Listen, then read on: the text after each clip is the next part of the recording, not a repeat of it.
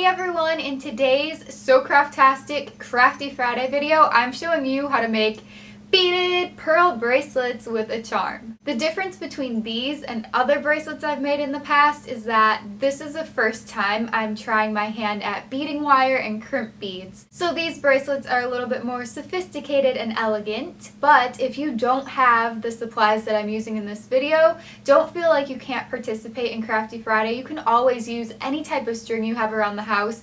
I actually really like using the stretchy string and putting beads on that and just tying it off. So don't feel like you can't make a bracelet if you don't have all the fancy supplies. I just want to teach you guys some new techniques because I've been so afraid over the years to try using crimp beads and wire and fancy jewelry making supplies, so I'm finally doing it and I'm really happy that I did. They're stackable bracelets, but just be careful which charms you pair together or you'll sound like a jingle bell when you're walking down the street. It'll be like Christmas in September.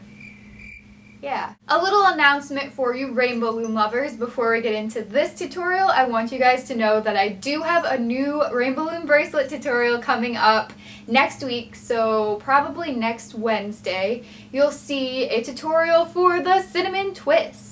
For those of you who don't like rainbow loom, don't worry either because I do so many different things on this channel, such as these pretty bracelets, and I have a lot of fall videos coming up, so fall decor, fall treats, and Halloween type things, so please stay tuned and let's just get into the tutorial. Snap ring, ring-a-ding jingle. For this project, I'm using beads, all sorts of beads. I'm using pearls, glass beads, just all different colors and sizes.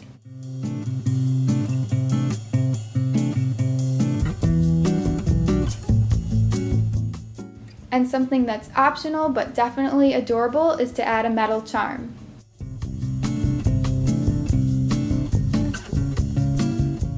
I'm also using bead stringing wire, some crimp beads, and a crimper tool.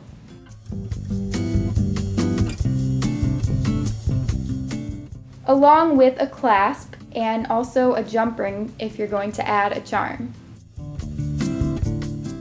These are the bracelets that I was wearing at the beginning of the video. You can see that I have different types of beads. They're not just pearls. If you don't have glass beads, it's okay. You can use plastic ones. They make really pretty plastic beads, such as the ones in this bag. Here's a closer look at the bracelets in case you didn't get to see them too well at the beginning. I got this charm from a bead fair in Tulsa, and then the teapot I think was from Etsy, and the Mockingjay was from Etsy as well. But all of these supplies that I'm showing you out on the table, such as the beads and the beading wire, the crimp beads, the jump rings, I've gotten all of that stuff from Michael's. For the tutorial, I'm going to be using these Bead Gallery glass beads, and I'm just going to mix beads from both strands just to kind of do a different pattern.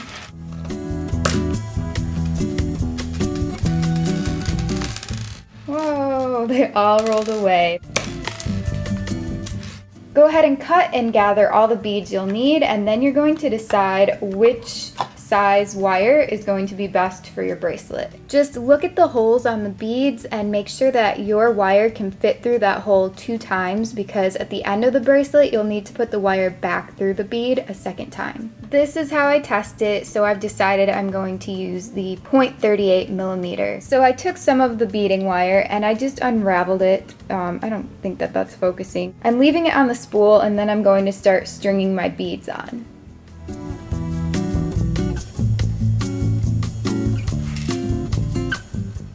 You can come up with a specific pattern or just do a total random combination, and you're going to just keep beading until it's almost big enough for your wrist. You will want to keep in mind that the toggle clasp or whatever clasp you're using is going to take up a little bit of space, so if you don't want it too big on your wrist, make sure that you stop beading when there's just a little bit of space left. And if you already have a bracelet made like I do, then you can kind of lay it next to the beads that you're stringing on to see that it's the same length, and then you'll know when to stop beading.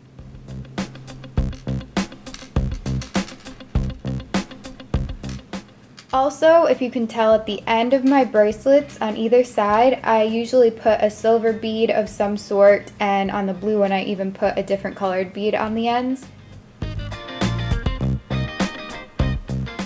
Of course, the other end of the wire is connected to the spool still, so you're gonna have to cut it, but make sure that you leave a few inches on each end to work with and to add the clasp to.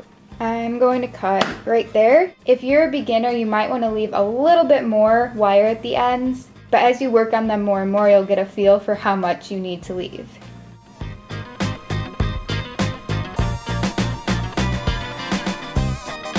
Alright, now you're going to choose a clasp. I'm going to use this toggle clasp, and when you buy your string, you're going to figure out which size crimp bead or crimp tube you're going to use with the string. So this one says that it will work with a number 1 or a number 2. This package is a number 1. Basically, it's just the size of them, so it's not too confusing. I'm just going to be using these, which I already have opened. You'll need 1 crimp bead per end. I also just purchased these crimping pliers. If you don't have a pair of crimping pliers, you may be able to just use regular ones, but I don't think they'll work as well. Again, I got these from Michael's. On this end, we're going to place a crimp bead. Then you're going to put 1 part from your toggle clasp onto the wire as well. There we go. Then you're going to stick the end of the wire back through the crimp bead only, not back through this. It's going to go around the toggle, over it, and then through the crimp bead. I got the end of the wire back through the crimp bead, and also you'll want it to go through a couple beads on the string, so that's what I meant about doubling the string through the beads, or doubling the wire. It's stringing wire, so I can call it string or wire. You'll want to leave a little bit of a loop at the end, like I have here. It doesn't really matter how much, but I think this is about the biggest you would want to leave, maybe. And of course, make sure you're holding on to the other end so your beads don't fall off. So take your crimper tool, or crimping tool, I don't even know if you can say either or, but you're going to place it so there's a little notch. Since this is a smaller crimp bead, there's a little notch that will hit it in the middle, and then you just push down really hard and make sure that it's closed. This end is complete, so we're going to move on to the other end, of course. And again, you're going to place the crimp bead on the wire and place the other end of the toggle clasp onto the wire as well. You know the drill. You're going to put the end of the wire back through the crimp bead, and then you're going to place it through just a few beads. It doesn't really matter how many. There, we got it. This end was a little bit difficult for me at first because you want all the beads to be pushed over to the other side as far as they can go. So this is all the leftover string, and the trick is to get the loop on this side to match the size of the loop on this side. So you'll keep pushing the beads on the end closer to the beads in the middle, and then hold on to them and pull the wire. And you can see that when you do this, it makes the loop on the end shorter and all the extra string comes out over here. It's really not that hard once you get the hang of it. I don't know why I had a problem with it, but it's easier if you double the string back through whatever amount of beads you want to before you do this step. So I have mine through 2 beads, and I might just cut it and try to put it through another one, but it's okay if I don't. That looks good, and I'm just going to take my crimping tool and just flatten out that crimp bead. There we go. Yay, look at that, it's on.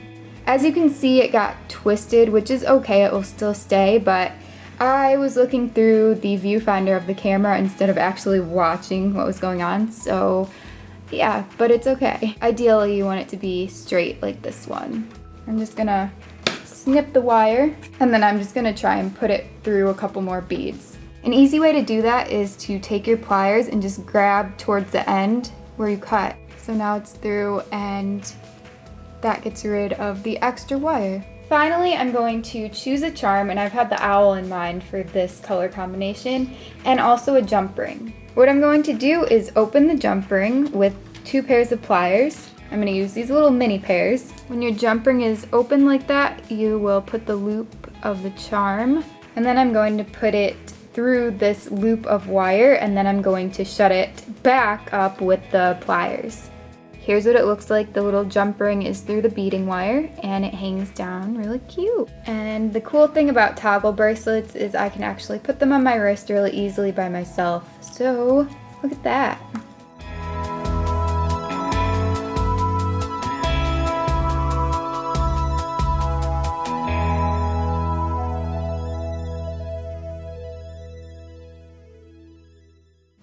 If you end up making your own beaded charm bracelet, then please show me on Instagram.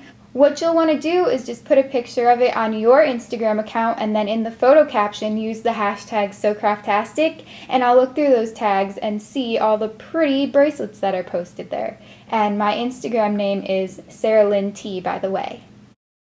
I really hope that you guys enjoyed this video. Let me know if there's any other types of jewelry tutorials that you really want to see, any type of jewelry, just something really cool, and I will try to do it for you. For those of you who are new to my channel, please don't forget to subscribe if you like what you see, because I do put out a new crafty DIY every single Friday. It's called Crafty Friday, and I also do try to put out other videos throughout the week as well. It could be a haul, a tag, another DIY, so I have tons of stuff in store and a giveaway coming up, so stay tuned. Last week on Crafty Friday, I showed you guys how to make a deco phone case. Look at that. I've actually been using this for the past week now, and I love it so much. It's so beautiful and so custom and one of a kind. It makes my heart happy, okay?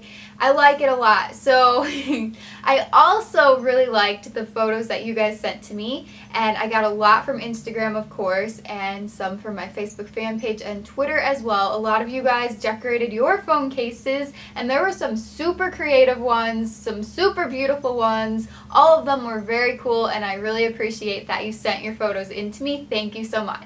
Remember to please check out all of my links in the description box of this video, and I will see you guys very soon. Have a great rest of the day. Bye! Okay, here we go. Hey everyone, in today's SoCraftastic Crafty Friday, thank you iPad for ringing. And as you can see, there's a hair here. Cool. Ring-a-ding jingle. My name's Chris Kringle. Oh, that is bad. Oh, look at that. You can't even see it because it's not focused. And other bracelets I've made. The Hunger Games charm is noisy. It's like, look at me. I'm a bird. If we take away that one, they're not as bad. You have been demoted to the floor. Not as loud. I like it better. Oh my gosh, what? And it also just prints. On a closing note, today I filmed a couple of videos for my Sarah Lynn fashion channel. I filmed the No Mirror Makeup Challenge and a fairly large clothing haul. It's kind of like a fall clothing haul. So if you guys are interested in that, go over to my Sarah Lynn fashion channel. They are not posted yet because I just filmed them today and I haven't edited them yet, but I should have one up really soon and then one up within like a week after that. A bug just hit my window and left. I am the queen of entertaining stories. All hail.